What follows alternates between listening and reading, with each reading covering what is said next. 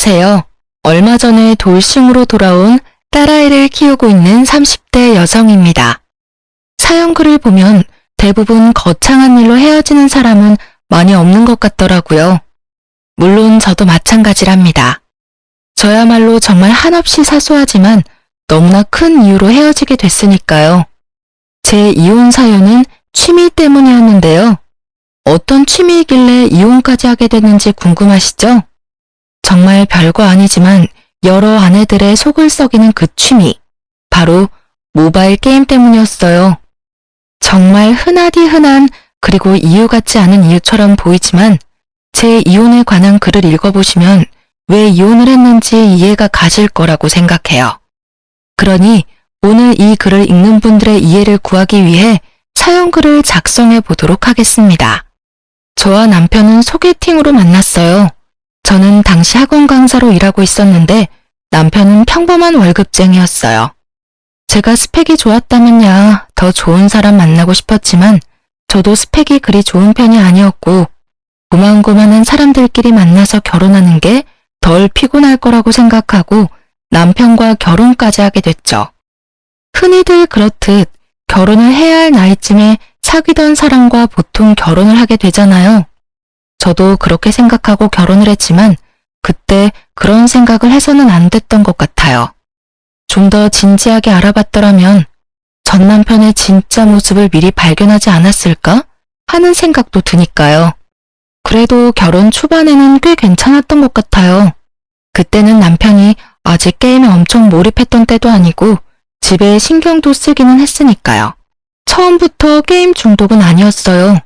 결혼 초반에는 그냥 어린애 같은 면이 있는 남자였고 제가 잘 끌어주면 된다고 생각했던 것 같아요. 그리고 신혼이라 남편이 노력한 것 같은데 그런 이유가 아니더라도 그때는 그저 다 용서가 되던 시기였던 것 같아요. 시모가 아들 일이라면 뭐든 감싸고 도는 극성 엄마라는 것도 어느 정도는 이해할 수 있는 부분이었어요. 시부는 동네에서 가게를 하셨는데 뭐든 남편을 좀 탐탁지 않게 생각하시는 면이 있었어요. 그래서 항상 남편에게 올바르게 행동하라는 말을 자주 하시곤 했어요. 솔직히 친정도 시댁과 비슷한 느낌이라 다 이해할 수도 있다고 생각했는데 정말로 이건 아니다 싶은 부분이 생기긴 하더라고요. 그러니까 남편의 취미 때문에 처음으로 제가 화를 낸 건 결혼식 직후에 있던 첫 번째 명절 때문이었어요. 남편과 미리 이야기를 해서 설 전날에 시댁에 가서 하룻밤 자고 설 당일 오후에는 친정으로 이동하는 동선으로 계획을 짰어요. 물론 남편도 거기에 동의를 했었고요. 시댁과 친정은 저희 집에서 모두 비슷한 거리에 있었지만 친정과 시댁 사이의 거리는 정반대라 2배의 거리였어요.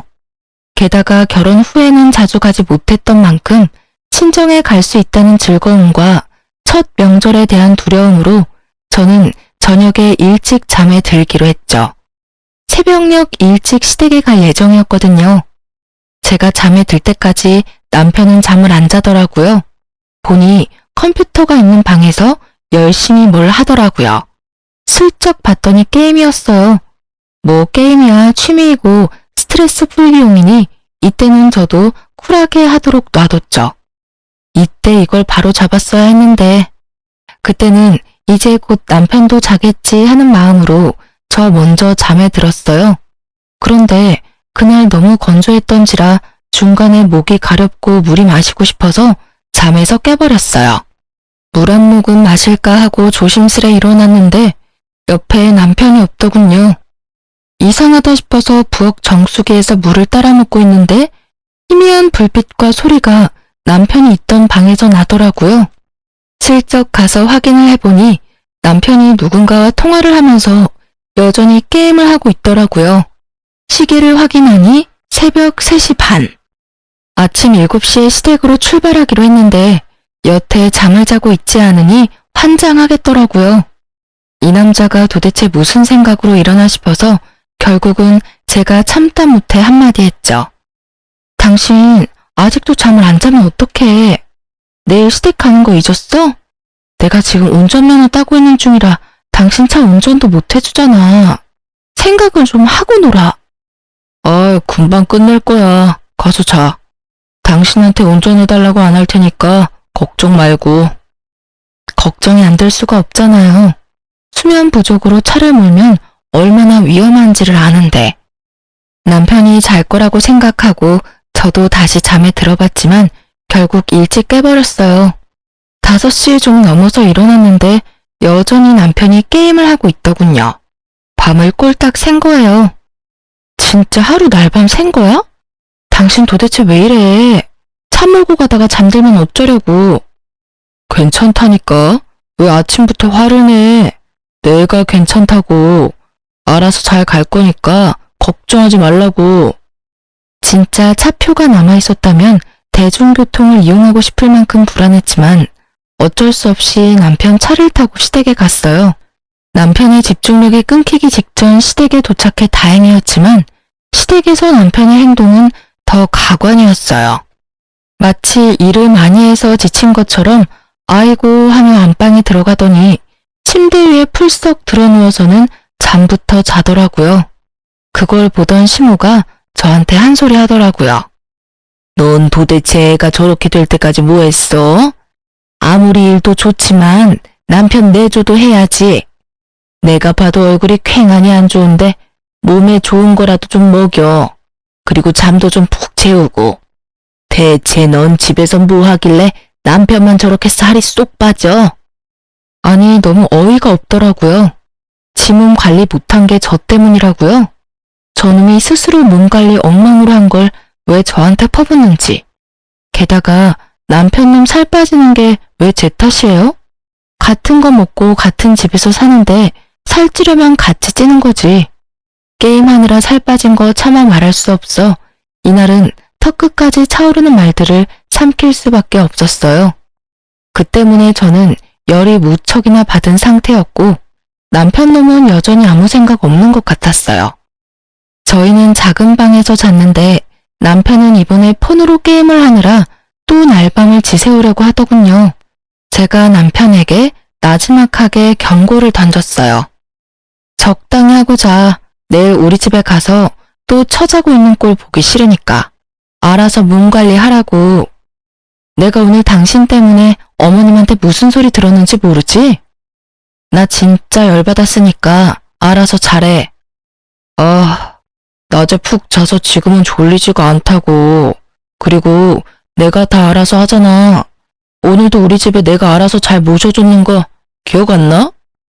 의기양양한 그 말투에 저는 포기하고 저 먼저 잠에 들었어요. 그리고 새벽에 또 남편이 여전히 밤새 게임을 한 걸 목격했죠. 아침 밥을 먹는데 시모가 이렇게 말하더군요. 예, 아무래도 얘가 몸이 너무 안 좋은 것 같아. 오늘도 하루 여기서 한숨 자고 가. 너희 이대로 가다간 사고 난다.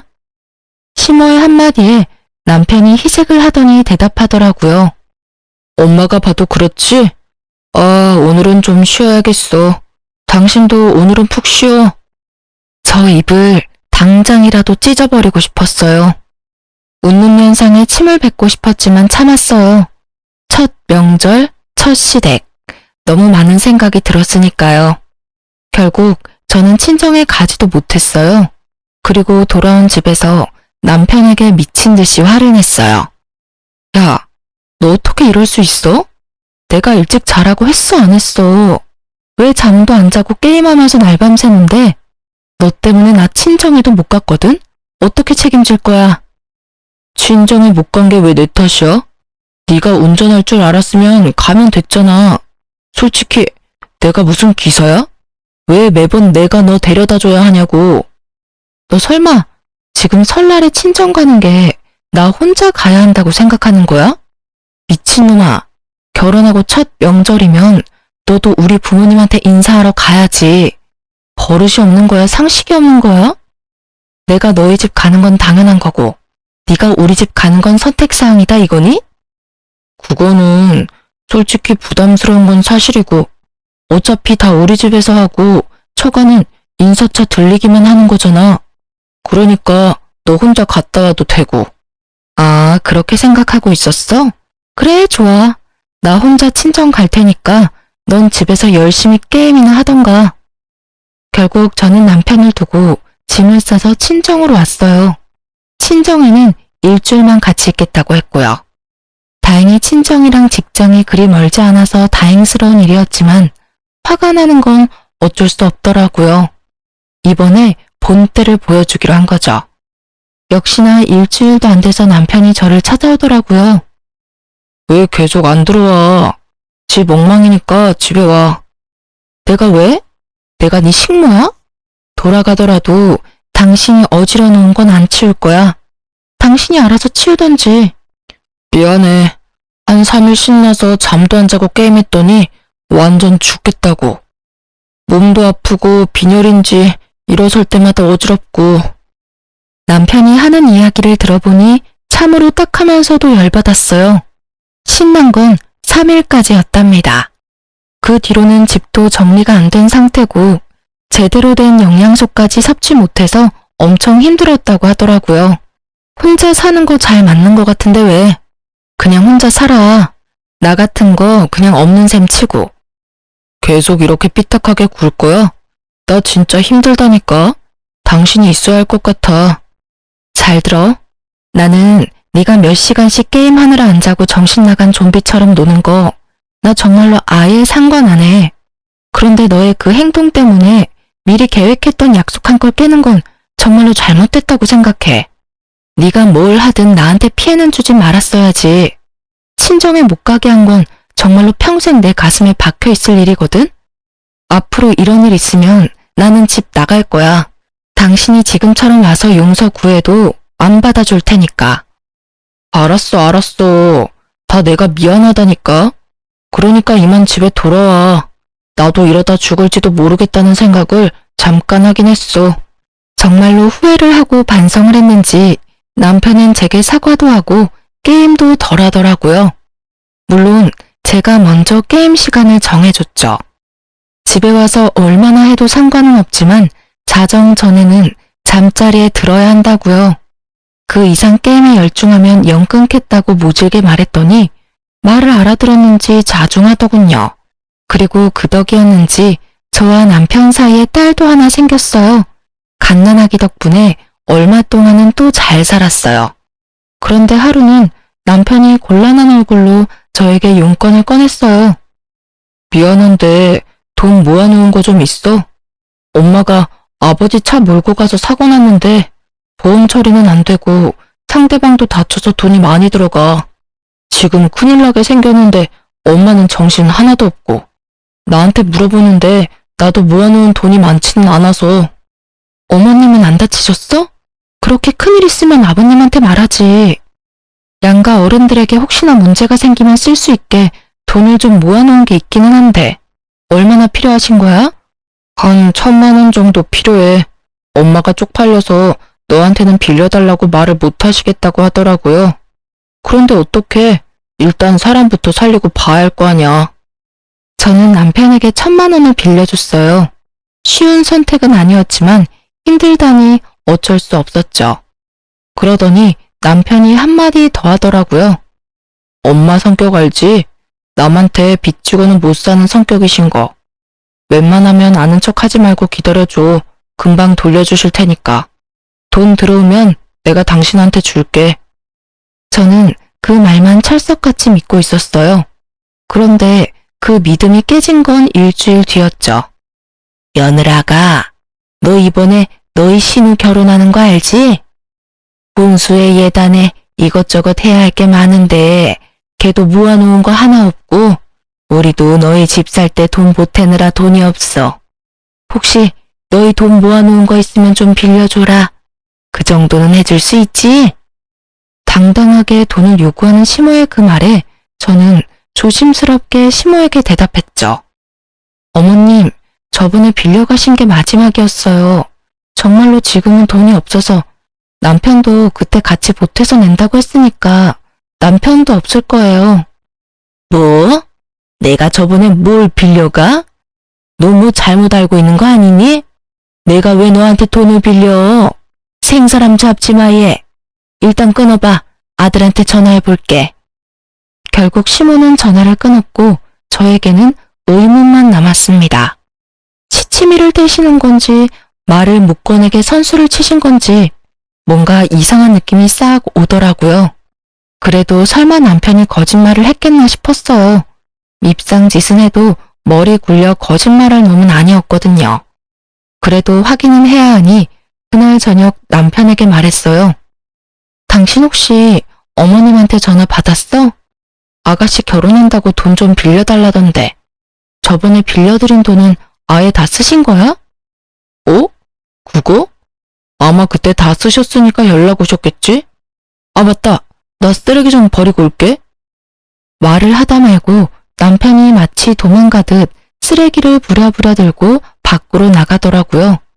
수상한 냄새가 폴폴 났습니다. 이놈이 진짜 거짓말을 했을까 싶었어요.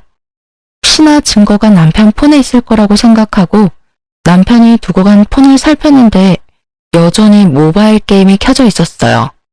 그런데 채팅창에 어떤 사람이랑 대화가 있었는데 거기 여보야라고 적혀 있더라고요. 깜짝 놀란 제가 그 채팅방에 들어가서 확인을 했어요. 이제까지의 대화 목록을 보니 아주 가관이더군요. 사랑해, 보고 싶다, 만나면 정말 잘해줄 수 있는데 난 자기뿐이야 등등. 이게 게임도 모자라서 바람까지 피나 하는 마음에 얼른 남편이 오기 전에 증거 확보하려고 제 폰으로 동영상을 찍었어요. 영상으로 채팅 내역을 모두 저장한 저는 혹시 다른 건 없나 싶어서 둘러봤어요. 별로 이상할 게 없었지만 딱 한 가지, 남편의 캐릭터 레벨이 높더라고요. 캐릭터 옆에 VIP라고 떡하니 써져 있었죠. 저도 모바일 게임을 해봐서 아는데 VIP 레벨은 무조건 돈을 써야 레벨을 올릴 수 있는 단계거든요. 높으면 높을수록 돈을 많이 썼다는 이야기인데 저는 설마 하면서 어느 정도 돈을 썼나 싶어서 남편 어플의 결제 내역부터 확인했어요. 그런데 그거 보고 저 완전 눈 돌아갔잖아요. 확인한 날짜, 그달의 총 지출액이 100만 원 정도 되더군요. 게다가 제가 확인한 날은 17일이었는데 1일부터 17일까지 100만 원을 썼다는 이야기잖아요.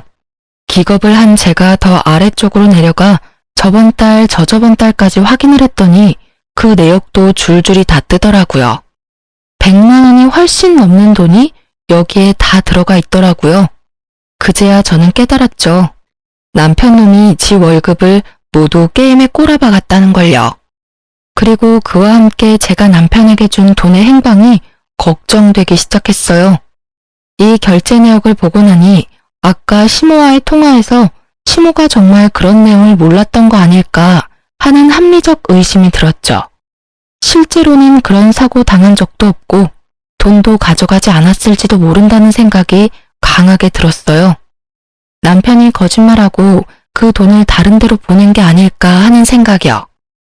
그런데 현금 결제 내역으로는 제가 준 1,000만 원의 행방은 찾을 수가 없었어요. 이게 어디로 갔나 싶었는데 그 실마리는 의외의 곳에서 발견했어요. 바로 남편과 여보야 하며 대화를 주고받았던 채팅방이요. 그 채팅방 훑어보니 제가 돈을 빌려준 날 이런 메시지가 있었어요. 그때 돈 빌려줘서 너무 고마웠어. 자기 덕분에 한시름 났네. 사랑해. 이런 메시지요. 아마 돈 빌려준 게 제 돈 1,000만 원일 거라는 강한 감이 오더라고요.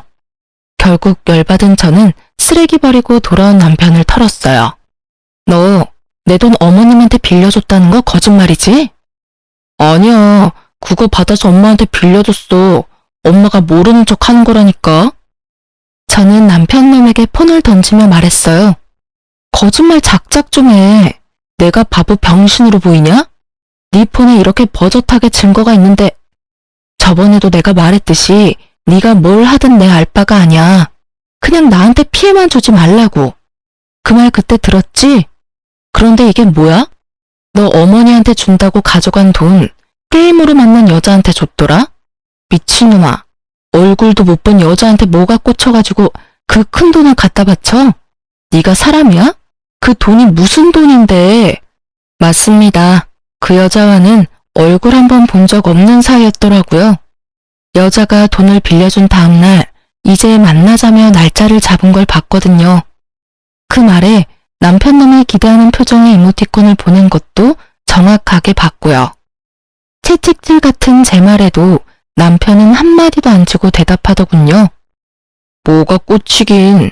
같은 취미 가지고 있는 여자가 더 좋은 게 당연하지. 이거 봐. 당신은 여전히 내가 게임을 왜 하는지도 모르잖아. 나도 당신처럼 게임 못하게 하고 매번 통제하려는 여자는 짜증나서 싫다고. 그래서 너한테서 마음 멀어지는 건데 왜 남 탓을 하는 건데? 우와, 앞에서 이딴 말을 듣는데 진짜 머리 돌아버리겠더라고요. 통제라는 말을 이럴 때 쓰는 게 맞나요? 제 상식선에서는 도저히 이해가 안 가는 이야기라 헛웃음만 나오더군요. 그래서 너는 하늘을 우러러 한 점 부끄럼 없다 이거야? 말해봐. 네가 진짜 잘못한 게 하나도 없어? 그 돈도 어머님한테 준 게 사실이고. 그럼 믿어줄 테니까 지금 당장 어머님한테 가서 그 돈 받아와. 내 돈이고 나는 그 돈 받을 자격 있다고 생각하니까 당장 가져와. 네가 지금 내 앞에 돈 대령하면 이 일 다 없었던 일로 치고 내가 너한테 사과하면서 큰절까지 할게. 당당하다며. 그럼 지금 당장이라도 이야기해서 돌려달라고 해야지. 그건 지금 당장 못해. 엄마도 사정이 있고. 어머님이 사정이 있는 게 아니라 네가 사정이 있겠지. 그 여자한테 다 줘서 없지? 통장 내역 당장 까. 어머님한테 드렸으면 어머님 명의로 1,000만 원이 넘어갔겠지. 결국 남편은 말도 못하고 통장도 보여주지 않더라고요. 지은 죄가 있는 게 목소리는 얼마나 큰지 저는 당장 남편을 끌고 시댁으로 쳐들어갔어요. 이미 이혼은 무조건 확정 사항이었어요. 제 마음속에는 이미 선이 그어졌거든요.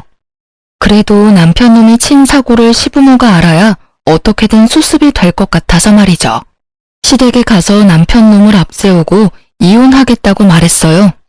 시댁에서도 폭탄 발언을 한 저와 남편을 연달아 보며 무슨 일인지 쳐다보더라고요. 솔직히 말 꺼내면서도 시모가 저를 두둔해 줄 거라는 생각은 정말 조금도 하지 않았어요. 어머님, 아버님, 저 이 사람이랑 이혼할 거예요. 정말 지긋지긋해서 못 해먹겠어요. 게임하느라 집안일은 아무것도 안 하고 육아조차도 관심이 없어요.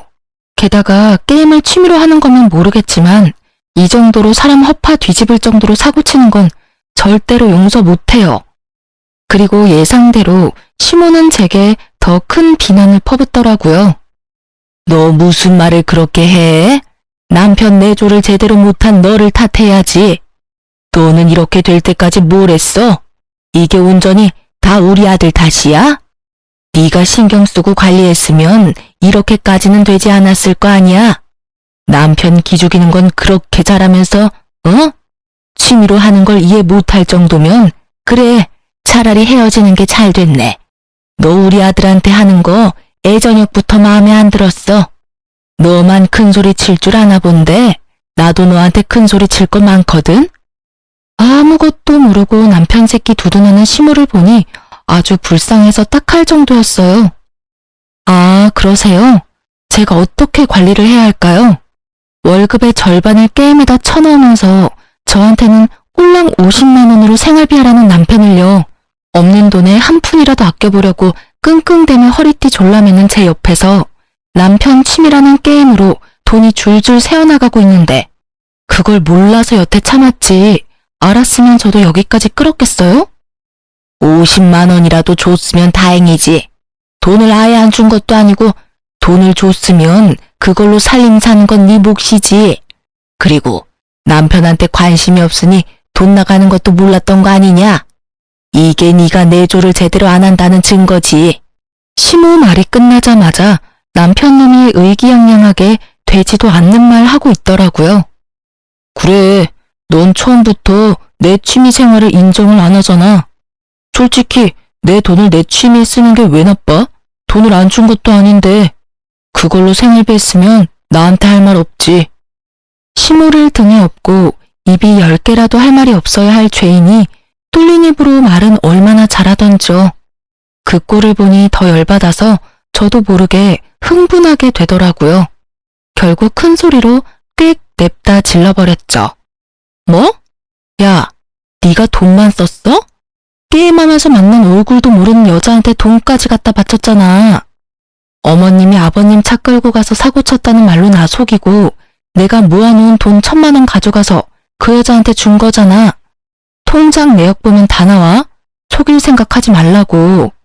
핏덩이 같은 딸내미 놔두고 얼굴도 모르는 여자한테 홀라당 넘어가서 돈 준 것도 화가 나는데 뭐? 네가 나한테 생활비 줬다고 내가 할 말이 없어야 한다고? 그럴 거면 결혼은 왜 했냐 이 새끼야. 너야말로 나한테 할 말이 없어야지. 뚫린 입이라고 다 같은 입인 줄 알아? 그게 무슨 소리야? 내가 사고를 쳤다니? 역시 남편이 아무 이야기를 안 했던 것 같더라고요. 그래서 저도 자세하게 알려드렸죠. 알아야 저는 두둔하는 게 얼마나 쓸모없는 일인지를 알 테니까요. 제 돈 1,000만 원 가져가면서 그러더라고요. 어머님이 아버님 차 끌고 가서 사고 쳤다고요. 그러니까 몰래 빌려주는 거니 그런 이야기 어머니한테 먼저 하지 말라고요. 제 말에 시모는 적잖이 충격받은 눈치더라고요. 물론 그렇겠죠. 자기 이름 대고 설마 돈을 빌려다가 그런 짓을 했다고 생각이나 했겠어요? 게다가 돈 1,000만 원이 작은 돈이 아니잖아요. 그 돈을 모은 것도 양가 부모님들 때문이었는데 그 목적에 맞았기 때문에 빌려준 거였는데 그 돈 모을 때 도움 하나 안 주고 게임하느라 돈 다 쓴 주제에 지가 뭐가 잘났다고 저런 말을 해요? 진짜 어이가 없어서. 결국은 시모도 이 상황에 대해서는 뭐라 거들어 줄 말을 못 하더라고요. 그러니까 저는 이혼할 거예요. 이렇게 거짓말까지 하면서 게임하고 여자 만나는데 제가 뭐하러 이 사람 붙잡아둬요? 대신에 저는 그 돈, 1,000만 원 모은 돈은 무조건 돌려받을 거예요. 그게 어떤 돈인데. 없는 살림에 진짜 한 푼 한 푼 겨우 모아서 만든 돈인데 그걸 왜 생판 모르는 여자한테 뺏겨야 하냐고요. 제 말에 시모가 잠시 한숨을 푹 쉬더니 말하더라고요. 그래, 이혼해라. 차라리 잘 됐어. 그 돈은 우리가 돌려줄 테니까 이혼해. 어차피 나는 너 하는 거 마음에 들지 않았어. 그러니 이번에야말로 좋은 여자 만나게 하면 돼. 취미 생활하는 거에 참견도 안 하고 내조도 잘해서 우리 아들 똑바르게 잘 잡아줄 사람. 그런 사람 찾아서 재혼하면 돼. 그 이야기 듣는데 얼마나 웃기던지요. 저는 시모에게 말해줬어요. 예, 어머님, 잘 찾아보세요. 세상에 어떤 여자가 게임에 미쳐서 집안일, 육아에는 관심도 없고 게임에 돈이나 갖다 바치는 남자를 좋아하겠어요? 아, 그 게임 속의 여자라도 꼬셔서 잘해보면 되겠네요. 남편이 그렇게 죽고 못 사는 여자요. 돈을 1,000만 원을 줬는데도 아직까지 얼굴도 못 봤다는 여자라면 잘해줄 수 있겠죠. 게임도 취미인 것 같고, 그죠? 둘이서 열심히 돈 탕진하면서 살면 진짜 죽이 잘 맞겠어요. 아무리 생각해도 그 여자는 남편을 호구로 생각하는 게 틀림없었거든요. 그걸 이 시점이 되도록 눈치를 못 채는 남편도 이상했고 그런 여자를 재혼 상대로 생각하는 시모도 웃겼어요. 딱 봐도 사기꾼이잖아요. 차라리 얼굴을 보고 만나서 손이라도 잡고 돈이라도 줬다면 그 여자를 상간녀라고 생각할 법도 했을 거예요. 그런데 딱 봐도 그게 아니잖아요. 얼굴 보여주지 않고 돈만 요구하는 사람을 상간녀라고 볼 수 있을까요? 그냥 남편놈이 거기 꽂혀서 지 마음이며 돈이며 다 주는 거지. 달콤한 말 속에 섞인 그 돈을 요구하는 말을 남편이 알아차리지 못하면 이렇게 계속 사기를 당하게 되겠죠. 그런 여자가 내조를 한다고요? 결국 참다 못한 제가 한마디 더 붙였어요. 그 여자랑 결혼하면 둘이서 게임만 하느라 어디 애라도 생기겠어요? 그때는 제 딸 찾으러 오지 마세요. 저는 친권이며 양육권 모두 뺏기지 않을 거니까. 딱 봐도 남편은 애를 양육하기에 여러모로 문제가 있잖아요? 소송하면 분명히 애는 저한테 올 거예요. 그러니까 서로 힘 빼지 말고 여기서 그 부분은 합의해요. 제 말에 입을 연 건 시모도 남편도 아닌 시부였어요. 조용히 이야기를 듣고만 있던 시부가 남편에게 물어보더라고요. 너, 이 말이 전부 사실이냐? 조용한 그 말투가 더 무서웠어요. 시부의 표정에 변화가 없었거든요. 남편도 그걸 감지했는지 어물쩍거리며 말하더라고요. 사실이냐고 하면 돈 빌린 건 맞아요. 그리고 그 여자랑 대화한 것도 맞는데 돈은 내가 빌려주기로 한 거고 그 여자가 강하게 요구한 것도 아니고 게임은 내 돈으로 한 거니까 와이프 말처럼 내가 다 잘못했다고는 생각 안 하는데요. 남편의 말이 끝나자마자 시부가 풀스윙으로 팔을 올렸고 짝 하는 소리와 함께 남편 놈 얼굴이 반대편으로 휙 돌아가 있었어요. 너 내가 결혼해서 애 낳으면 인간 될 줄 알았더니 결국 이 꼴로 다 늙은 아버지 속을 썩여? 도대체 뭐가 부족해서 이런 미친 짓을 하는 거야? 네 딸 얼굴은 무슨 낯짝으로 볼 거야? 애 보기 부끄럽지도 않아? 진짜로 그 얼굴도 못 본 여자한테 돈 다 빌려줬어? 그 여자가 돈은 갚는 데냐? 그 돈 다시 받아와 이 못난 자식아. 결국 흥분한 시부에 의해 남편은 내내 두들겨 맞았지만 다 늙은 시부 손이 아프면 얼마나 아프겠어요. 결국은 남편에게는 매도되지 못했던 것 같더라고요. 끝까지 자기는 잘못 안 했다고 하는 걸 보니 말이죠. 그나마 시부는 정상적인 생각을 하고 계시더라고요. 동네에서 가게를 하시니 아들의 이혼이 더 신경 쓰일 수밖에 없기도 했고요. 아무래도 장사하시니 다른 사람들 입방아에 오르는 게 싫으셨던 것 같기도 하더라고요.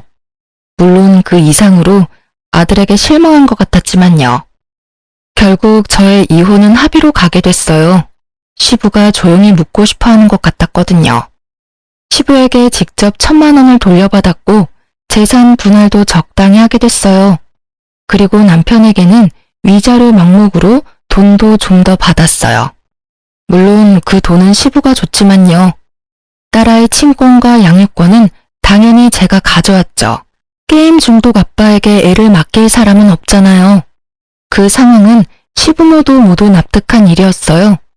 우리가 가지고 있던 집도 둘이서 반반씩 내고 들어가 살았기에 집을 팔아서 반씩 나눠 가졌어요.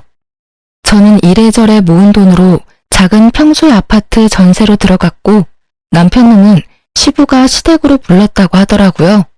시부 말로는 집에서 게임하는 거 눈에 보이면 당장 내쫓아버리겠다고 했다는데 중독을 이기실 수 있을지는 모르겠더라고요. 결국 이혼하고 저는 딸아이와 함께 직장 근처 작은 전셋집에서 살게 됐어요. 시댁과도 그리 먼 곳은 아니었고 가끔씩 그 근처를 들릴 때도 있었어요. 그러던 중 시부가 일하던 가게 근처에 갈 일이 생겨서 그 근처를 방문했다가 시부를 마주쳤어요. 시부는 저에게 호의적이었고 마지막까지 상식적으로 일을 해결해 주셨기 때문에 잘 지내셨냐고 안부만 묻고 가려고 먼저 말을 걸었어요. 잘 지내셨어요?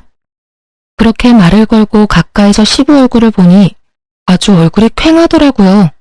저는 흠칫 놀랐어요. 저와 이혼하고 남편이 또 사고친 건 아닌가 하는 생각이 들었죠. 그래. 여기는 무슨 일로 왔어? 근처에 볼 일이 있어서 왔다가 잠깐 들렀어요. 인사만 하고 가려고 했는데 혹시 몸이 안 좋으세요?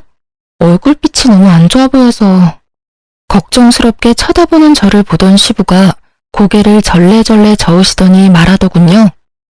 내가 그 미친놈 때문에 죽겠어. 아니, 그게 귀신이 씌인 것도 아니고 진짜 정신이 제대로 나갔어. 너한테 할 이야기는 아니라는 걸 아는데도 진짜 이놈이 짐승 새끼가 아닌가 그런 생각이 든단 말이지. 네? 또 무슨 일 있으셨어요? 아직도 그 사람 게임 못 끊었어요? 아니면 그 여자 때문에 그러세요? 이놈이 우리 집 들어와서도 여전히 정신을 못 차려. 게임을 하지 말라고 했더니 집을 나가서 들어오지를 않잖아. 어디 있는지 찾아보면 집 근처 어슬렁거리며 게임이나 쳐하고 밥도 안 먹고 잠도 안 자서 아주 사람 속을 완전 문드러지게 하는 거야. 게다가 그 여자한테서도 아직 못 벗어났는지 돈도 안 돌려주는데도 아비 앞에서 그 여자를 끼고 돌아. 어휴. 그 이야기를 들으면서도 저는 이렇게 될 줄 알았다는 생각이 저절로 들 정도였어요. 솔직히 제가 당한 일들을 모조리 두 분이 당하고 계신다고 생각하니 좀 딱한 마음도 들기는 했죠. 아, 물론 자식 잘못 키운 부모 입장에서 바라보면 그렇단 거죠. 그런데 그것뿐만이 아니야. 그것만이라면 아주 내쫓아버리고 어디서 객 싸든 말든 놔둬버리면 되지. 그런데 너하고 이혼하면서 생긴 돈을 모조리 그 여자한테 준 것 같더라고. 그 돈 어딨냐고 물어봐도 대답을 안 해. 너도 알다시피 그 집 살 때 아들놈 돈 한 푼 없어서 내가 아파트비 반틈 내주지 않았냐. 그렇게 치면 그 돈이 내 돈인데 지가 홀라당 가져다가 써버렸어. 어디다 썼냐고 물어봐도 답을 안 해. 아마도 그 여자한테 줬겠지. 그래서 내가 물어봤어. 그 여자 얼굴은 봤냐고. 그렇게 좋으면 집에 데리고 와서 얼굴이나 보여주라고. 그랬더니 참견하지 말고 가만히 있으랜다. 집에 데리고 오지도 못할 여자한테 그 많은 돈을 퍼부었다고 생각하니 내가 이놈을 왜 데리고 왔는지 이제는 후회가 돼. 저 알아서 살도록 놔둬버릴 것을. 그런 일이 많이 힘드셨겠어요. 그래서 지금도 같이 살고 있고요? 아니야. 이 못난 놈 저번 주에 내보냈어. 월세방 하나 얻어주고 지가 월세 못 내면 알아서 쫓겨나겠지. 그것도 왜 내보낸지 알면 기도 안 찰 거다. 얼마 전부터 집안에 있는 물건이 하나씩 없어지더라고. 처음에는 부엌에 있는 물건이었는데 그 다음에는 컴퓨터나 TV, 공기청정기가 없어지더라고. 알고 보니 아들놈이 그걸 가져갔더라고. 어디다 썼냐고 물어보니 답을 안 하길래 알아보니까 그거를 다 갖다 중고시장에 팔아버렸더라고. 돈으로 바꿔서는 또 그 돈도 여자한테 보냈더라고. 내가 그걸 알고 나니 진짜 귀신을 집에 들렸다 싶어가지고 당장 내보내버렸지. 집에 못 들어오도록 비밀번호까지 바꾸고. 그 말을 듣는데 이젠 저도 위로의 말을 못 꺼내겠더라고요. 얼마나 고생했을지가 눈에 훤해서요. 제가 그런 말하면 죄송할 것 같아서 말을 아꼈어요. 그랬더니 시부가 저한테 그러더군요. 너 이혼 잘했어. 그놈 데리고 있었으면 우리 손녀까지 팔아치웠을지도 모를 일이야. 봐라. 그렇게 자기 아들이라며 끔찍이도 두둔하던 마누라가 세간살이 하나씩 없어질 때마다 점점 말도 없어지고 내 눈치까지 보더라니까. 결국 냉장고 없어졌을 때 이놈의 옆에 내가 내 앞에서 울더라니까. 그렇게 아들 편들지 말라고. 나쁜 건 고쳐야 되니 모질게라도 대하라고 했건만 그걸 못해서는 결국 아들을 저렇게 만들었으니. 그 말을 하는데 하필 시모가 가게 안으로 들어오시더라고요. 제가 이혼하기 전에 시모는 아무 일도 안 하는 전업주부였는데 남편이 얼마나 재정적으로 두 분을 쪼들리게 만들었는지 결국 시모도 시부 가게에 나와서 일을 도와주고 계셨더라고요. 시모는 제 얼굴 보고 흠칫하더니 이내 눈물을 주룩주룩 흘리더라고요. 애미야, 내가 너한테 모진 말을 많이 했어. 같이 살아보니까 네가 얼마나 고생했을지 알겠더라. 내가 그런 말 한 거 마음에 담아두지 마라. 못 모르고 한 말이야. 알고 나니 도저히 감싸줄 생각도 안 들고 그냥 너한테 미안하다는 생각만 나더라. 시모도 전 남편에게 쓴소리까지 했다고 하는데 결국 그게 먹히지는 않았대요. 제 앞에서 울면서 그런 이야기를 하는 시모를 보니 참 무슨 표정을 지어야 할지 모르겠더라고요. 그렇지만 분명하게 드는 생각은 딸아이만이라도 데리고 나와서 정말 다행이라는 생각이었죠. 남남이라는 게 이렇게 마음이 편할 줄 몰랐어요. 시모가 그렇게 후회를 하는데 저희는 이미 이혼을 해서 남남이잖아요. 시부모와 그런 이야기를 끝내고 집에 돌아왔는데 남편놈이 착실하게 제 무덤 파고 있는 걸 듣고 나니 빨리 손절하기를 잘했다는 생각이 들었어요. 그리고 한 가지 의문이 들었죠. 도대체 게임 속의 여자는 얼마나 대단한 여자길래 이렇게 남자의 골수까지 빨아먹나 싶은 생각이 들었거든요. 전 남편이 돈이며 세간살이며 다 갖다 바친 거면 분명히 그만큼의 무언가가 있으니까 줬을 거잖아요. 그런데 얼굴은 한 번도 본 적이 없다고 하고 아무래도 사기꾼 냄새가 났는데 전 남편이 그걸 눈치를 못 챘다는 것도 이상하니까요. 찝찝함을 남겨두고 그렇게 시간이 좀 흘렀어요. 시부모와 대화를 나눈 지 한 달 좀 되지 않았을 때 친정엄마한테서 연락이 왔더라고요. 너 그 이야기 들었어? 네 전 남편 이야기. 엄마 그거 듣고 완전 뒤집어졌잖아. 응? 무슨 이야기? 그리고 이미 인연 끊긴 사람 이야기는 왜 갖고 와? 엄마는 기분 안 나빠? 나는 솔직히 기분 나쁘거든? 기분 나빠도 들어봐. 니네 시댁이었던 사람들 그 동네에서 가게 하지 않니? 엄마 친구 중에 거기 단골이 있는데 소문이 완전 파다하게 났다고 하더라고. 무슨 소문? 뭐 이제 와서 재혼이라도 한대? 재혼은 무슨, 사기당했다고. 사기? 뭐 충분히 예상 가능한 거였지만 놀라긴 했어요. 이제야 터진 거에. 그래, 네 전 남편이 그렇게 그 여자 얼굴 한번 보려고 돈을 그만큼 퍼부었다는데 여자가 만나자고 한 날부터 잠적했다고 하더라고. 그래서 네 전 남편이 눈에 불을 켜고 찾아다녔대. 근데 알고 보니까 그 여자가 상습범이었다고 하더라고. 노총각이나 유부남 그렇게 꼬셔가지고 돈 뜯어내고 잠적해버리는 상습범. 아, 그럴 줄 알았어. 뭐 그런 건 놀랍지도 않아. 딱 봐도 사기꾼 같잖아. 맨날 돈 얘기하고. 돈 없다 하면 시큰둥하게 반응하고 돈 있다 하면 사랑해 보고 싶어 이런 반응 나오는 거 보면 딱 봐도 전문 사기꾼이지. 이제야 그걸 알았다는 게 나는 더 놀라운데. 근데 너 이거는 알았니? 그 여자가 사실은 여자도 아니었대. 남자라고 하더라. 세상에 결국은 남자한테 농락당해서 돈이며 마음이며 다 날렸다고 하더라고. 갖다 바친 돈이 거의 몇 천만 원이나 된다던데. 그 집도 딱하게 됐지. 차 담보까지 잡아서 사기꾼한테 줬으니. 남은 건 빚밖에 없는 데다 그 여자 찾느라고 아들놈이 일도 제대로 안 해서 결국은 회사에서 잘렸다고 하더라고. 그래도 지 새끼라고 그 아버지가 데려갔다더라. 근데 데려가면 뭐하니? 밥만 죽는다던데. 그래도 얼마 전에는 그 아버지 가게에서 일하고 있대. 엄청 말도 없어지고 음침해지기는 했는데 게임은 안 한다고 하던데. 그 여자가 아니라 남자였다니.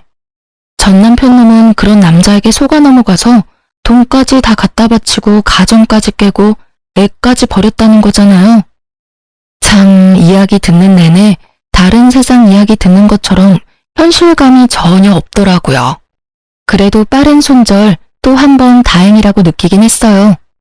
솔직히 이혼하고 남편을 한 번도 못 봤거든요. 딸애를 볼 수 있는 면접 교섭권이 있었지만 미안했던 건지 아니면 별로 반성을 안 했던 건지 애를 만나러 올 생각도 않더라고요. 저도 애가 아빠를 안 만나는 게 더 좋다고 생각했어요. 나쁜 버릇이라도 나쁜 습관이라도 옮으면 큰일 나니까요.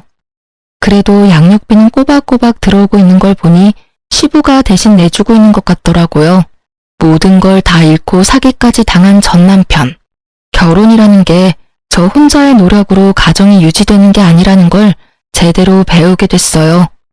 그리고 취미가 너무 지나쳐도 병이 된다는 걸 알고 나서는 취미를 갖는 것이 무서워지기까지 했거든요.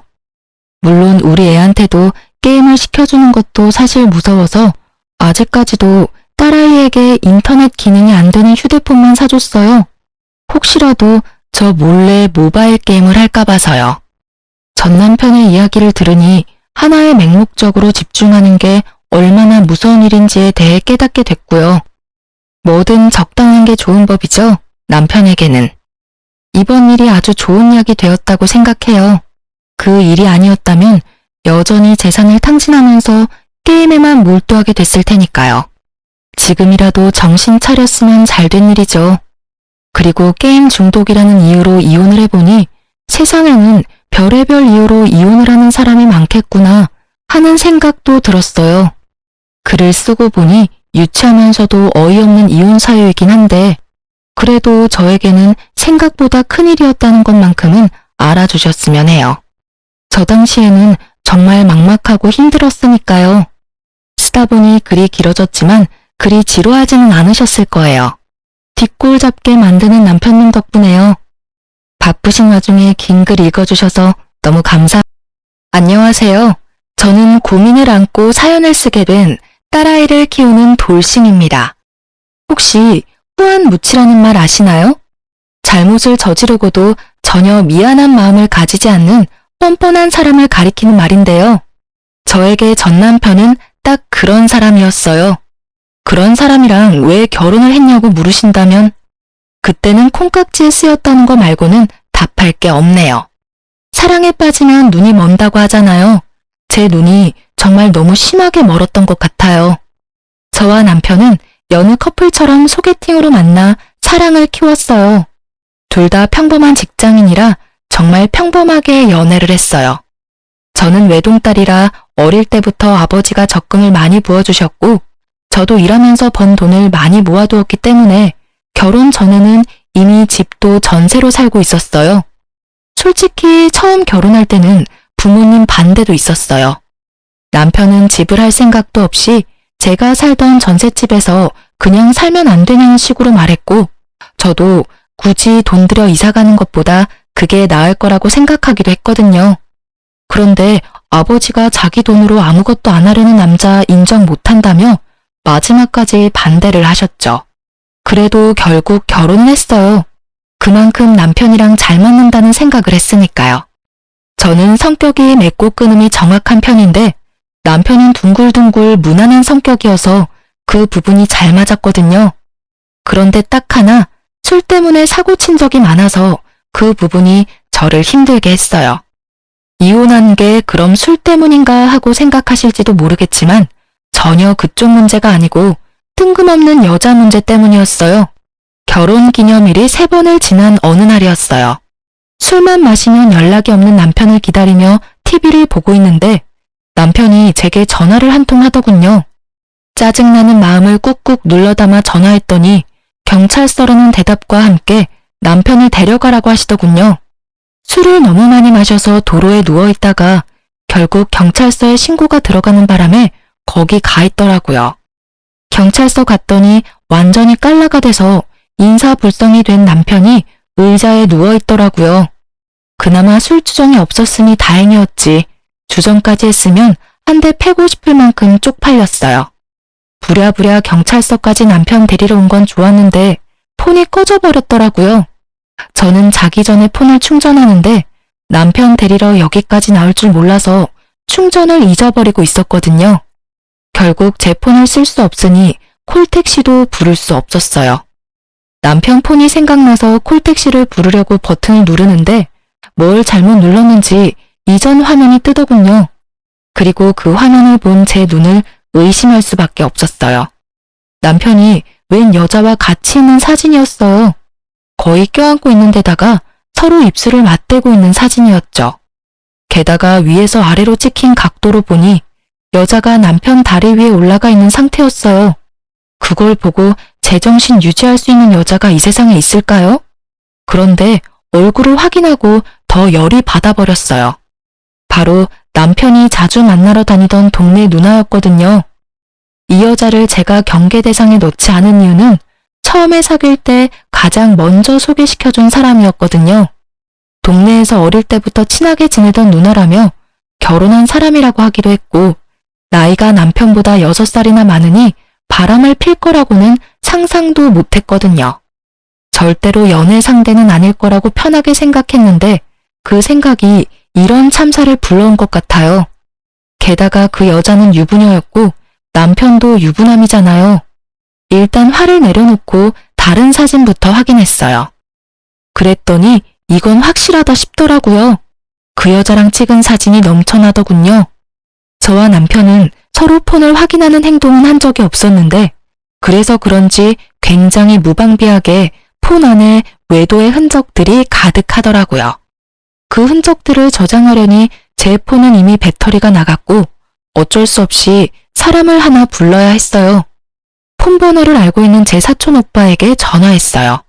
근처에 살고 있고 지금이면 운동을 할 시간이라 오기도 편할 거라고 생각하고 불렀거든요.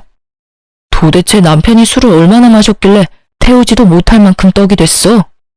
그러게 말이야. 근데 그게 중요한 게 아니라고 지금. 잠깐 폰 들고 이리 와봐. 저는 오빠의 팔을 끌어 남편 폰 앞으로 데리고 왔어요. 그리고 남편의 외도 사진과 카톡 내역을 모두 보여주며 사진 좀 찍으라고 말했어요. 동영상도 찍으라고요. 바람 피면서 이렇게 대놓고 사진첩에 불륜녀랑 찍은 사진 올려놓은 거야? 이건 뭐 답이 없네. 사진을 보니 최소 몇 달 전에 바람 핀 것 같은데. 그래서 지금 미치고 팔짝 뛸 것 같다고. 게다가 이 여자 내가 아는 여자야. 남편 동네 아는 누나인데 어릴 때부터 친하다고 해서 별 생각 없이 놔뒀더니 이런 식으로 사람 뒤통수를 치네? 잘 생각해. 바람 피는 것도 습관이라 잘 안 고쳐진다더라. 사람마다 다르긴 하겠지만. 몰라. 이 인간 술 깨고 이야기해본 뒤에 결정하려고. 오빠, 미안한데 우리 집까지 옮겨줄 수 있어? 택시 타고 갔다가 집 안까지만 옮겨줘. 야, 바람 핀 놈 뭐가 좋아서 집까지 데려가? 그냥 근처 쓰레기 있는데 대충 던져두고 가면 되지. 쓰레기는 쓰레기장에. 몰라? 나도 그러고 싶지. 그치만 내일 아침에 눈 뜨자마자 추궁해야 하니까 놔두고 가면 안 돼. 결국은 오빠의 도움으로 저희는 집에 무사히 도착했고 남편은 오빠가 데려다 놓은 현관 입구에 놔둔 채 저는 안방에 들어가 잠을 청했어요. 그런데 잠이 안 오더라고요. 열이 받으니 쉽사리 가라앉지도 않고요. 결국은 뒤척거리며 자다 깨다를 반복하다가 새벽녘 잠자는 걸 포기하고 일어나서 TV를 틀었어요. 생각이 많아서 정리할 겸 틀어놓은 건데 그 소리에 남편이 으으하며 일어나더군요. 물 좀 갖다 줘. 술에 취해 갈라진 목소리로 말하는 남편을 보며 저는 물 대신 대뜸 사진부터 보여줬어요. 동네 친한 누나랑은 어디까지 갔어? 그게 무슨 소리야? 사진을 본 남편 놈은 그제야 정신이 돌아오는지 버벅대기 시작하더군요. 눈을 껌뻑거리는 것이 이게 꿈인지 생신지 모르는 것 같아서 다시 한마디 해줬어요. 이거 그 집 남편한테 알려도 되지? 그 말 한마디에 숙취로 쓰러져 있던 남편 놈은 벌떡 일어나더니 바로 무릎을 꿇으며 고개를 떨구더라고요. 미안해. 절대로 그 집에 알리면 안 돼. 내가 다 정리할 테니까 제발 그러지 마. 절대로 그런 짓 이제 2번 다시 안 할 테니까. 절대로 하면 안 될 짓을 왜 했어? 그리고 숨기려는 노력도 하나도 안 했더라? 왜? 나한테 들키고 나하고 이혼하고 싶었던 거 아니야? 그런 거 절대 아니야. 그냥 우리 사이가 예전 같지도 않고 그러던 차에 술 마시고 한 번 일이 그렇게 됐었는데. 한 번이 아니지. 지금 내가 찾아낸 첫 사진에서 4개월이나 지났는데 넌 그럼 4개월 내내 술 마시고 실수해서 여자 만났어? 그런 말이 아니고 어쨌든 입이 10개라도 내가 할 말이 없어. 앞으로 절대 그러지 않을 거고 인연 싹 끊을 테니까 제발 한 번만 참아줘. 남편 놈은 손이 발이 되도록 빌었어요. 저는 그런 남편을 보며 한숨이 푹 나왔어요. 이걸 용서해야 하나 말아야 하나 고민했지만 결국은 용서하기로 했어요. 대신 한 가지 조건을 걸었어요. 당신 입으로 시부모님께 이야기하고 우리 상황 정리해서 알려드려. 그건 내 입으로는 못하지. 부모님 아시면 완전 난리 날걸? 우리끼리 해결하면 될 일인데 왜 부모님까지. 아셔야지. 당신 아들이 남의 귀한 딸 지금 마음고생 시키고 있는데 우리 부모님한테까지 말하라고 하기 전에 알아서 해. 당신이 안 하면 내가 직접 가서 사진부터 보여줘 버릴 거니까. 결국 저의 강경한 태도에 남편은 울며 겨자 먹기로 시댁에 가서 이야기를 꺼냈어요. 그런데 시부 반응에 저는 한 번 더 어이가 없었어요. 아가, 살다 보면 남자가 실수할 때도 있는 법이다. 다음부터 그러지 않겠다는 다짐만 받아놓으면 이놈이 바보 천치가 아닌 이상 잘 알아들을 거다. 그러니 너도 이런 사소한 일에 신경 쓰지 말고 한 번만 용서해줘라. 저는 시부의 말에 점점 더 짜증이 밀려왔어요. 아니 시부가 대체 뭔데 잘못한 남편한테 면죄부를 주는 거죠? 이미 상처받고 배신당한 건 저인데 왜 시부가 용서해주고 말고를 결정하냐고요. 그렇지만 대놓고 그렇게 이야기할 수는 없으니 남편을 데리고 집으로 돌아와서 남편에게 각서를 받았어요. 자, 여기다가 각서 쓰고 지장 찍어. 각서 내용은 별거 없어. 앞으로 바람을 피지 않는다. 상간녀와 모든 연락을 끊고 깨끗하게 정리한다. 만약 이를 어길 시에 유책 배우자로서 친권, 양육권을 나에게 다 넘기고 내가 당신과 시댁에 준 모든 걸 다시 되돌려 받는다는 내용이야. 그걸 들은 남편은 알겠다며 각서를 쓰고 사인이며 지장이며 다 찍더군요. 저는 남편에게 한 가지 더 조건을 걸었어요. 월급 통장이랑 카드 내역 매달 한 번씩 확인하겠다고요. 돈을 어디다 썼는지 알면 허튼 짓 안 할 테니까요.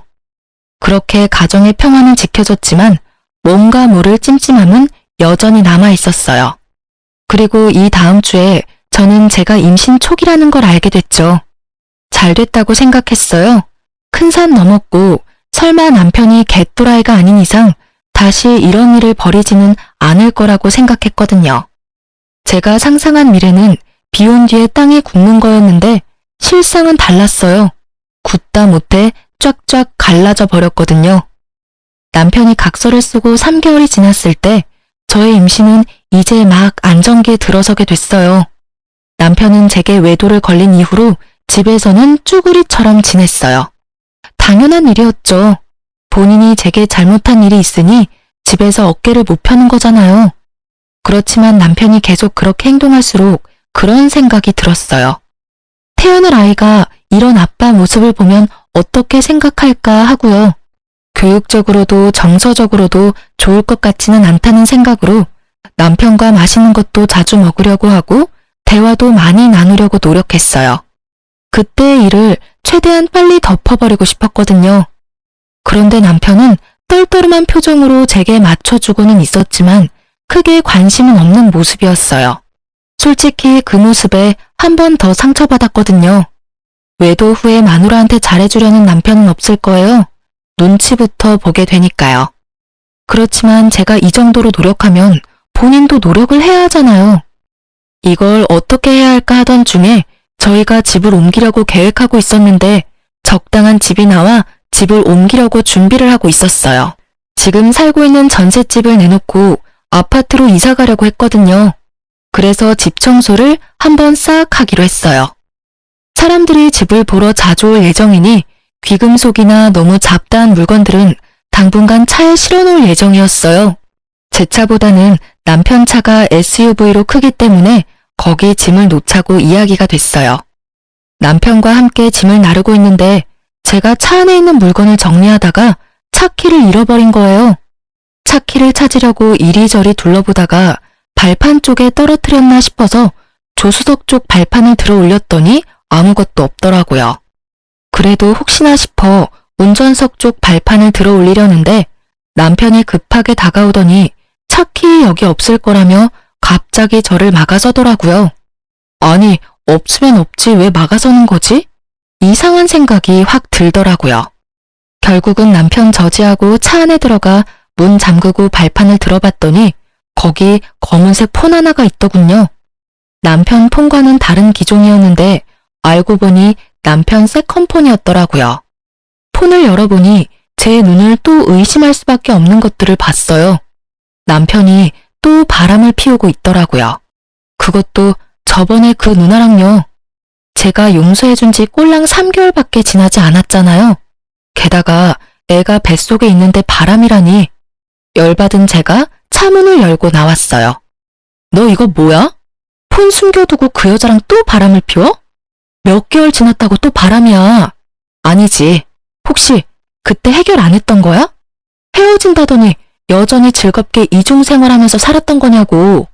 저는 남편 세컨폰을 열어서 거기 적혀진 카톡 대화들을 읽었어요. 자기야 사랑해. 보고 싶어? 그리고 여동생 남동생? 아, 들키면 동생 이야기라고 둘러대려고 여동생 남동생이라 적어놨어? 암호까지 정해서 더 주도 면밀하게 나를 속이려고 했다 이거지? 반성 같은 건 아예 한 적이 없네.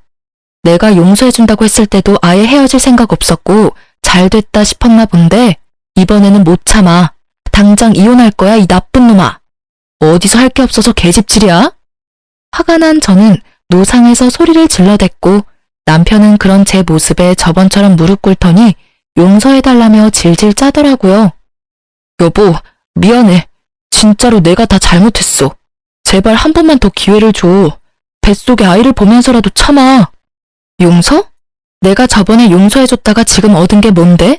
당신 두 번째 바람 펴서 임신한 마누라 뒷골 터지게 만들어놓고 용서? 미안하다고 하면 끝이야? 용서해달라고 하면 다 되는 거냐고.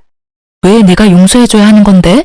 그리고 뱃속의 아이를 생각하면 참으면 절대 안 되지. 너 같은 거랑 인연을 끊는 게 아이 인생에 더 도움되는 일 아니야? 너도 그렇게 생각하잖아. 어느 엄마가 이제 곧 태어날 아이한테 바람핀 거 용서해줬는데 또 바람핀 아버지를 주고 싶겠냐고. 정말 이번 한 번만이야. 앞으로는 절대로 당신이 하지 말라는 건 아무것도 안 할게. 어떻게든 이혼만은 참아줘. 난 당신 없으면 못 살아. 손이 발이 되도록 싹싹 비는 모습을 보고도 더 열이 뻗는 건 아마 첫 번째 외도 때 그 모습을 보고 용서해줬던 저의 바보 같은 모습이 떠올라서였을 거예요. 저에게는 이 남자에 대한 믿음이 아주 조금도 남아있지를 않았어요. 저러고 또 바람 피겠지. 두 번이면 세 번은 쉽겠죠. 입만 열면 거짓말. 네가 왜 나 없으면 못 살아? 저 상관이 없으면 못 사는 것 같은데 이혼해 줄게. 둘이서 살아. 고작 3개월을 못 참아서 각서 쓰고도 바람핀 년이랑 계속 만나는 거 보면 그렇게 죽고 못 사는 사이인 거 내가 인정해 줄게. 그런데 우리 아이한테는 너 같은 아빠 필요 없으니까 여기서 인연 끊어. 넌 제대로 된 남편도 아니고 아빠도 아니야. 앞장서.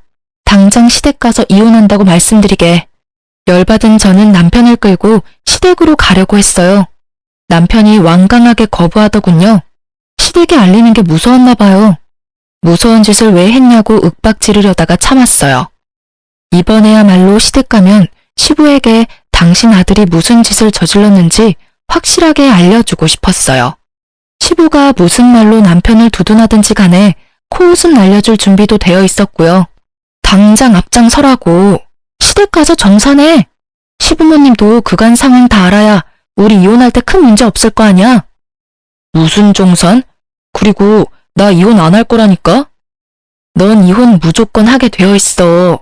내가 너랑 헤어질 거라고 결심했으니까. 그리고 정산해야지. 너 첫 번째 외도 때 각서 썼잖아. 당신과 시댁에 준 모든 걸 되돌릴 거라고. 나 그거 받으러 시댁 갈 거야. 알지? 아버님 차 내가 빌려드린 거. 게다가 소소하게 빌려드린 돈도 있고 그리고 당신한테 사준 선물들은 다 놔두고 가. 넌 그 선물 받을 자격 없어. 그 말에 남편 얼굴이 사색이 되더군요. 여보, 진짜로 나 당신이랑 헤어지고 싶지 않아. 제발 다시 생각해봐. 나 정말로 다 끊을게. 깨끗하게 정리할 거라니까? 내가 정말 미안하다고. 하든 말든 너 마음대로 하고 솔직히 각서까지 썼는데도 그 여자 만난 거면 이 정도 각오는 이미 하고 있었던 거 아니야? 당신이 원해서 만났잖아. 그리고 너 말끝마다 미안해라고 하는데 그 말 앞으로 한 번만 더 하면 죽어? 미안해하지도 않으면서 뭐가 미안한데? 입버릇처럼 말하면서 마치 진짜 미안한 것처럼 굴고 그거에 넘어가서 내가 한 번 봐줬는데 이번에는 안 넘어가. 누굴 호구로 알고 당장 앞장서. 결국 미안한 마음 없이 미안하다며 소리만 치는 남편을 저는 시댁으로 끌고 갔습니다. 아니, 미안하다는 말은 왜 하는 건데요? 미안하다는 말을 들을 때마다 화가 치밀어 오르는 제 속도 모른 채 사과만 하면 다 끝날 거라고 생각하는 남편 놈을 보니 그때 용서해준 게 그제야 후회가 되더군요. 시댁에 도착한 저는 표정이 무척 좋지 않았고 남편은 끊임없이 제 눈치를 보며 주눅 들어 있었어요. 너희들 웬일로 왔어? 오늘 무슨 날이야? 어머님, 저희 이혼하려고요. 이 사람이 또 바람을 폈어요. 그것도 저번이랑 똑같은 여자하고요. 정리가 하나도 안 된 상태로 저 속이고 열심히 만나고 있던데 솔직히 더는 못 참아요. 어떻게 임신한 와이프 두고 다른 여자하고 바람이 나요? 새로운 여자였다면 덜 화났을지도 몰라요. 그런데 왜 또 그 여자냐고요. 두 사람 연애하는데 내가 방해물 같으니 제가 이혼하는 게 맞는 거겠죠. 아이고 며느라가 진정 좀 해라. 뭐가 그렇게 바빠? 남자가 살다 보면 그럴 수도 있지. 그리고 너 임신 중이라 뭐 이래저래 저도 힘들었나 보지. 네가 이해를 좀 하고 넘어가. 그리고 어차피 상대방도 남편이랑 애가 있다는데 그냥 불장난 같은 거였을 테고 진지하게 만나는 그런 건 아닐 것인데 너도 부인이 돼가지고 그런 불장난을 심각하게 받아들이고 그렇게 난리치면 안 되지. 뱃속에 애도 있으니 흥분도 좀 가라앉히고 생각을 하면. 불장난 정도가 아니잖아요. 지금 이 사람 하는 짓을 보시라고요. 미안하다고 다 정리한다고 할 때는 언제고 여태껏 만나면서 메신저로 와이프 배불러서 재미가 없네 어쩌네 그런 말 찍찍하면서 둘이서 내 욕까지 했다고요. 저는요, 임신 중에 벌써 남편 불륜이 2번째예요. 임신 중에 남편 외도 알아채는 와이프도 많지 않겠지만 2번이나 이런 짓 당하면 제가 기분이 좋겠어요? 아버님이 아버님 자식이고 두둔하고 싶은 마음 있으시겠지만 저는 달라요. 첫 번째 용서가 제 마지막 한계 지점이었거든요. 이번에는 절대 용서 못하고 저번에 남편이 쓴 각서대로 하려고 시댁 온 거예요. 각서? 야, 너는 무슨 각서를 어떻게 썼길래 불똥이 여기까지 튀어? 각서를 보기 전까지 시부는 아주 느긋한 태도였어요. 아들놈 두둔해가면서 각서가 무슨 내용인지도 모르고 말이죠. 제가 각서를 보여주니 시부의 표정은 울그락불그락 시시각각 변했고 남편놈은 고개를 떨구다 못해 바닥으로 꺼질 것 같더군요. 아버님 쓰고 계시는 차 가져갈게요. 그거 어차피 저희 친정어머니 명의잖아요. 운전자 보험에 특약 넣어서 저희 차 몰고 있던 거였으니까 이혼하면 당연히 다시 저희 엄마한테로 돌려주셔야 하는 게 맞는 거고요. 솔직히 이런 일 없었으면 조만간 아버님 차 될 수도 있었는데 그 부분은 죄송하게 생각해요. 제 명의였다면 그것도 재산 분할에 들어가는 거였을 텐데 어머니 명의라서. 그냥 돌려주시는 게 깔끔하실 것 같아요. 제 말에 시부가 완전 열받아서 남편 등짝을 후려 패더군요. 너 도대체 무슨 뻘짓을 하고 다녔길래 집에 불똥이 튀게 만들어? 아랫돌이 간수 잘하라고 내가 몇 번을 말했어. 저번에 너 두둔해주고 잘 넘어갔으면 네가 알아서 잘했어야 하는 거 아니냐? 너 때문에 갑자기 이게 무슨 날벼락이야?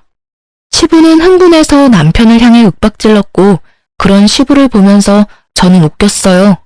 왜냐고요? 아니 처음에 남편 바람 폈을 때는 자기 차 뺏길 정도로 위급한 게 아니라서 남편 용서하라고 마음 넓은 척 굴더니 결국 자기가 차 뺏길 것 같으니 남편에게 너 잘못했다고 말하는 건 도대체 무슨 심보인지 모르겠거든요. 잘못된 건 잘못된 거고 잘한 건 잘한 거라는 심플한 게 이 집에는 없는 거예요. 잘못했다고 해놓고 여전히 잘못하는 남편이랑 잘못한 걸 크게 잘못한 게 아니니 넘어가라는 시부가 정말 똑같은 사람처럼 보였어요. 결국 남편놈은 시부에게 손이 발이 되도록 빌었고요. 그런데 왜 시부에게 비는 건지 모르겠더라고요. 빌려면 저한테 빌어야 하는 게 맞지 않았을까요? 시니컬한 표정으로 쳐다보고 있는데 시부가 저한테 급조된 미안한 표정으로 말했어요. 아가, 정말 미안하다. 내가 자식을 잘못 키웠어. 내가 그런 짓 절대로 못하게 할 테니 이번 한 번만, 딱 한 번만 더 용서해 주려무나. 이놈이 100번 1000번 잘못했지만 죽을 죄를 지은 것도 아니고 그 여자랑만 잘 떼어놓으면 너도 마음이 편할 테니까. 죄송하지만 용서할 생각이 없어요. 그런 마음도 안 들고요. 100번 1000번 잘못했으면 100번 1000번 벌 받아야 하는 게 마땅하고요. 저는 벌을 주는 사람은 아니니 제가 줬던 걸 다 돌려받을게요. 아버님한테는 차를 돌려받고 남편에게는 딱히 돌려받을 만한 것도 없으니 이혼할 때까지 우리 신혼집에서 나가줬으면 좋겠네요. 뭐? 그 집에서 나가면 난 어디서 살아? 아버지 집도 너무 멀고 직장에서는 더 멀다고. 집에서 내쫓는 건 좀 너무하잖아. 다시 이야기를 잘 해보고. 집에서 내쫓는 게 왜 너무해? 그 집 계약할 때 너 나한테 땡전 한 푼이라도 준 거 있어? 아니면 그 집 유지비를 네가 주기를 했어? 그 집도 내가 가져온 내 전셋집이잖아. 넌 거기 그냥 네 집만 들고 들어와 살았고. 그러니까 가볍게 집만 들고 나가면 되지. 그리고 시댁 멀면 그 상간녀 집에 가서 재워달라 그래. 얼마나 좋아하겠어? 죽고 못 사는 남자친구랑 만나면 좋아하겠다. 그치? 웃기는 소리 하지 말고 나 진짜로 갈 데 없다고. 집에서 내쫓는 건 너무하지. 나 절대로 그 집에서 안 나갈 거야. 내가 말했잖아. 제발 좀 들어봐. 나 진짜 미안하고 그 여자랑 완전히 다 끊겠다니까. 의심 하나 없애도록 매일 위치 추적 앱도 설치하라고 하면 하고 통장 내놓으라고 하면 그것도 다 줄게. 제발 집에서 나가라고만은 하지 마. 그 여자랑 인연을 어떻게 끊게? 저번에도 끊는다고 해놓고 못 끊었지. 아니지. 끊었는데 다시 이었나? 어쨌든 결과적으로는 두 사람이 여전히 만나고 있으니까 둘이서 그렇게 죽고 못 사는데 내가 이혼해 줄게. 둘이 같이 살아. 그 여자도 그 남자랑 이혼하면 너랑 잘 살 수 있겠네. 집도 없이 둘 다 똑같이 위자료와 상간소송비 갚으면서 잘 살면 되지. 안 그래? 그러니까 그게 안 된다고. 우리는 그렇게 깊은 사이가 아니야.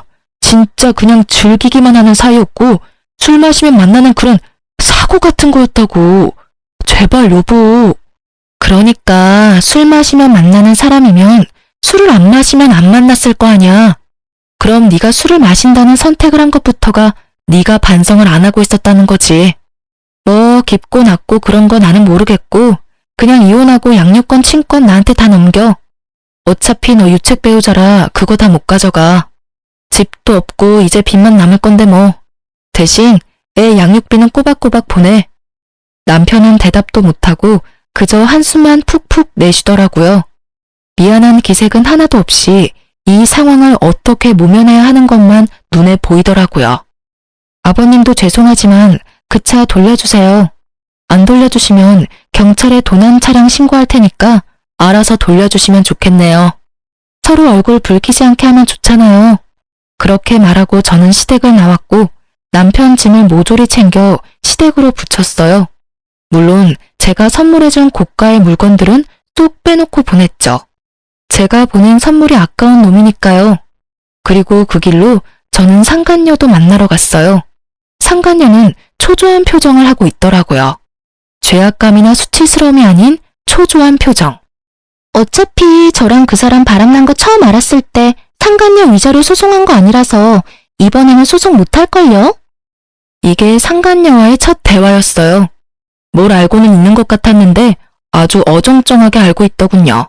바람난 걸 인지하고 3년 정도 지나면 소송을 못 거는 거거든요. 고작 3개월은 아직 진행 중인 거나 마찬가지고 제가 용서해줬다고 하더라도 속이고 계속 바람피고 있었으니 고의적으로 부정행위를 지속했다는 점은 명확하죠. 게다가 남편이 이미 각서까지 썼거든요.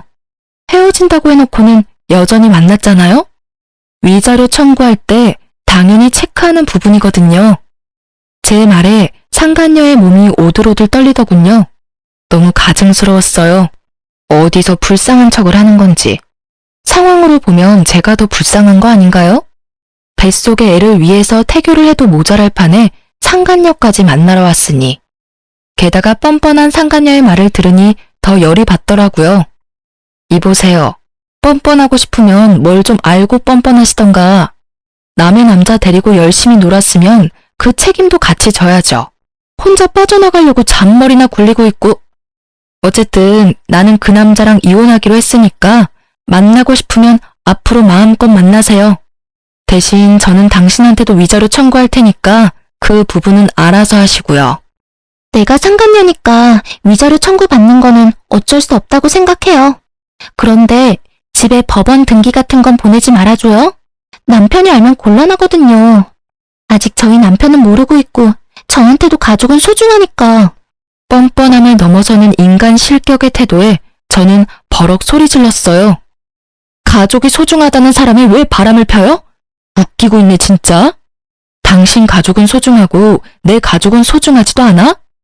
이렇게 좋게 봐주려고 했더니만 자기가 잘못한 주제에 나한테 이래라 저래라 하고 난리야. 당신 지금 주제 파악이 안 되나 본데 나는 당신 용서해주러 온 거 아니에요. 솔직히 지금도 당신 남편한테 가서 먼저 이럴 수도 있는 거 귀찮아서 여기까지 와서 꼴 보기 싫은 당신 얼굴 보고 있는 거라고. 이것들이 사람이 마음 써주니까 아주 호구로 보이나 봐.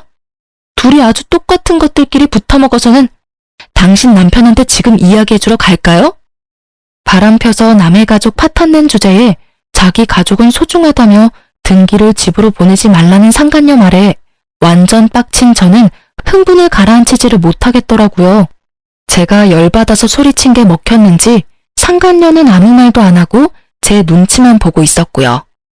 우편물이 어디로 갈지는 내 마음이니까 그때까지 가슴이나 졸이고 사세요.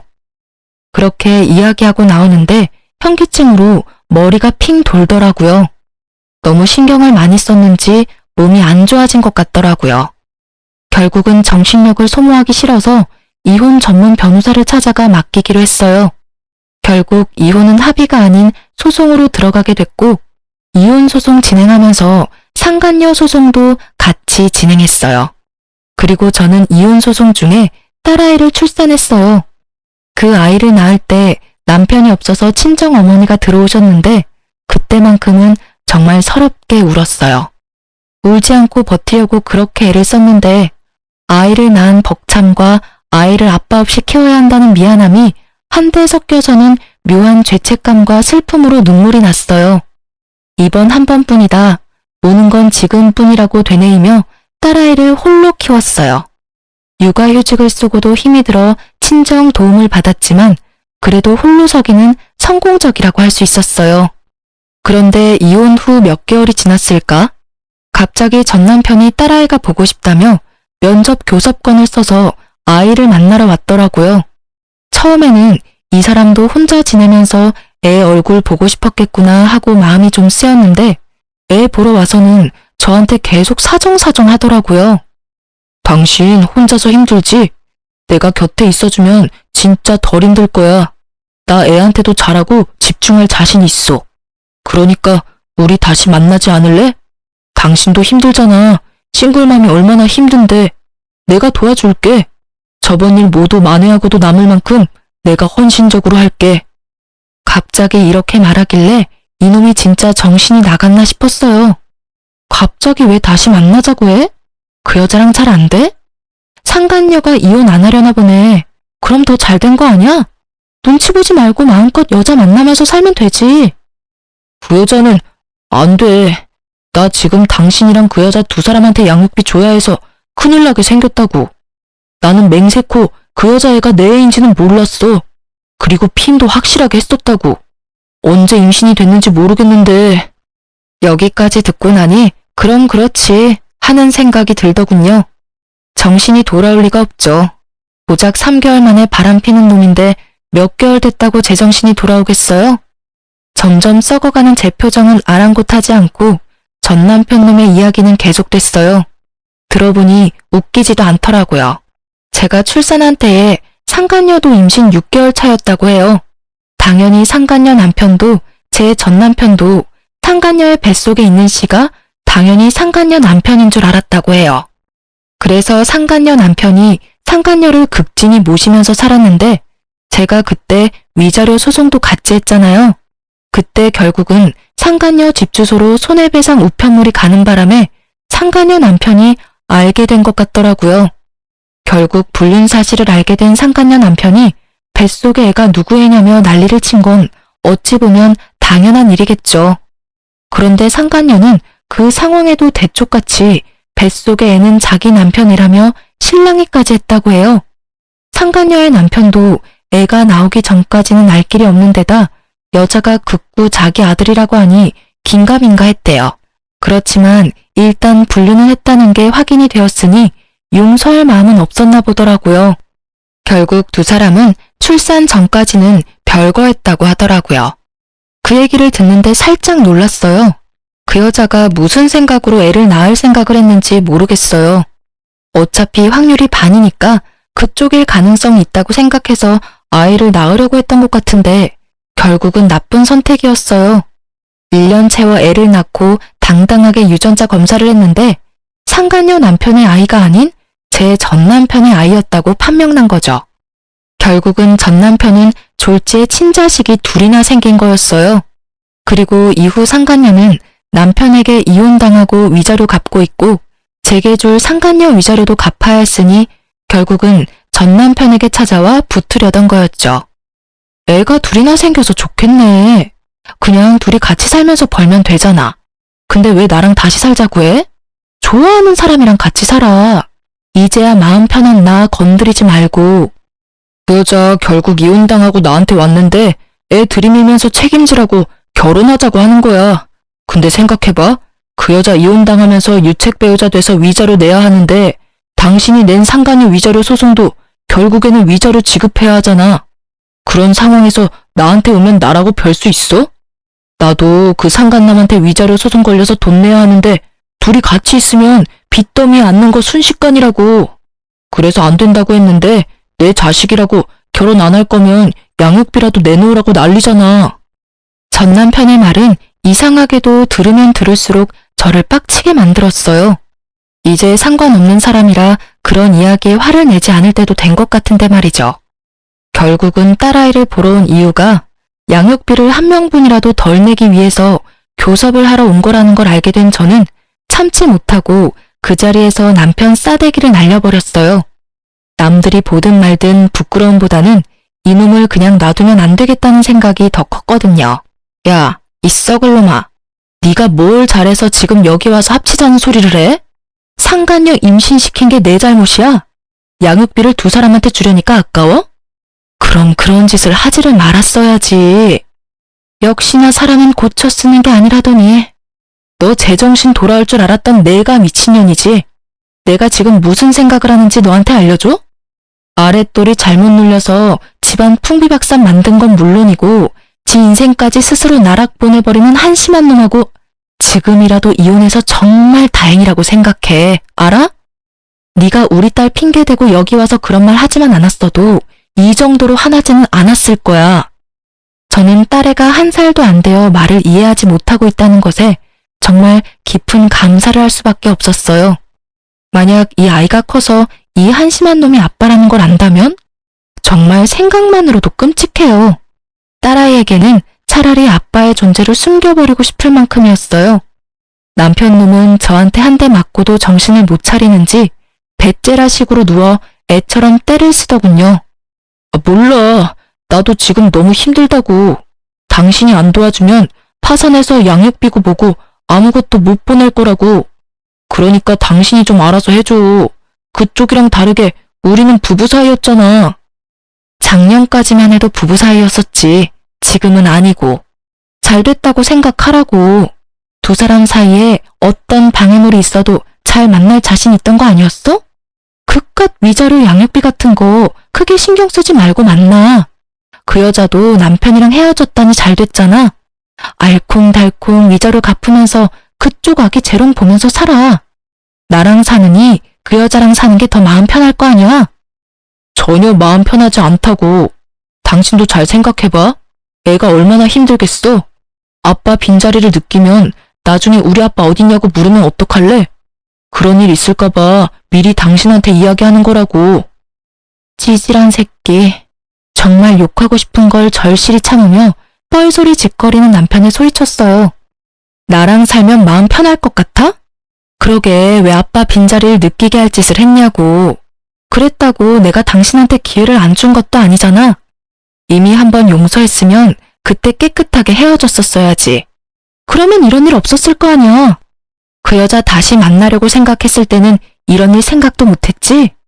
앞날을 좀 생각하고 살아 이 나쁜 놈아.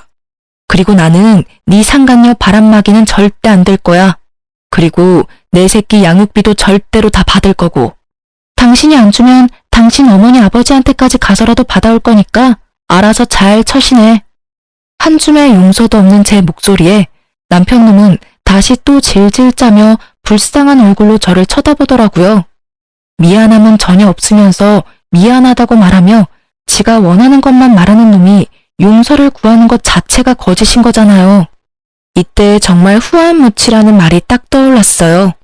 표정만 미안하고 전혀 미안함을 못 느끼는 사람이 전 남편이었던 거죠. 그렇게 전 남편을 놔두고 씩씩거리며 딸애를 데리고 나오는데 정말 눈물이 줄줄 났어요. 슬픔이 아니라 분노의 눈물이요. 저딴 미친놈도 내 딸이라고 결국 면접 교섭권을 쓰면 만나게 해줘야 한다는 게 너무 싫었거든요. 전 남편놈 하는 꼴을 보니 이번 한 번으로 끝날 것 같지도 않았고 볼 때마다 저지랄을 할 것 같아서 앞으로가 더 답답했어요. 솔직히 남편의 첫 번째 외도를 발견했을 때 저도 쉬운 마음으로 용서했던 건 절대 아니었어요. 외도를 겪어본 여자들은 다 그렇겠지만 그게 용서를 한다 만다의 판단이 가능한 게 아니거든요. 판단을 한다보다는 소거법이죠. 용서를 하는 것이 내게 더 나은가, 용서를 하지 않는 것이 내게 더 나은가. 당연히 제 입장에서 생각할 수밖에 없는 문제이기도 하고요. 이미 상대방은 저를 상처 주었고 그 상처는 아물지 못할 거라는 걸 아니까요. 그래도 용서했던 건 남편의 미안함이 진짜라고 믿었기 때문이었어요. 그런데 미안함도 만들어낼 수 있다는 더러운 사실을 알고 나니 마음이 아예 식어버리더라고요. 글을 쓰고 있는 지금도 저는 딸아이와 단 둘이 살고 있어요. 가끔 사람들이 재혼 이야기를 꺼내기도 하고 딸아이니까 다른 곳에 시집가기도 편하지 않냐고 묻기도 해요. 다들 저를 생각해서 하는 말이라는 건 잘 알지만 딱히 마음이 동하지는 않아요. 사람을 만나는 건 좋은 일이고 생활에 활력이 되지만 아이를 키우면서 만나는 건 힘이 들거든요. 그리고 재혼을 할 만큼 남자에 대한 신뢰가 다시 돌아오지는 않은 상태라 당분간은 이 상태를 유지하고 있을 거예요. 아이를 키우는 재미가 쏠쏠하지만 매번 애를 만나고자 시도하는 남편을 막는 것도 힘들어요. 지금은 아빠라는 존재에 대해 아예 생각하지도 못하게 하지만 앞으로 좀 더 크면 다르겠죠. 곧잘 제 말을 따라하며 놀기 좋아하는 딸애가 어린이집에 들어가서 아빠라는 단어를 알게 되고 왜 자기는 아빠랑 같이 살지 않냐고 물어보면 뭐라고 대답해야 할지 감이 오질 않거든요. 아빠가 나쁜 사람이라고 말하면 아이에게 상처가 될 것 같고 아빠가 바쁘다고 말하면 그럭저럭 넘어갈 것 같긴 하지만 언젠가는 진실을 알게 되겠죠. 혹시 나중에 아이가 좀 커서 왜 자기는 아빠가 없냐고 물어보면 이혼 사유를 솔직하게 밝히는 게 맞을까요? 아니면 이혼했다는 것만 밝히고 그 사이의 일은 어른들의 일이라고 일축시키는 것이 더 좋을까요? 글을 읽으시는 분들의 많은 조언을 부탁드립니다. 그리고 글 읽어주셔서 너무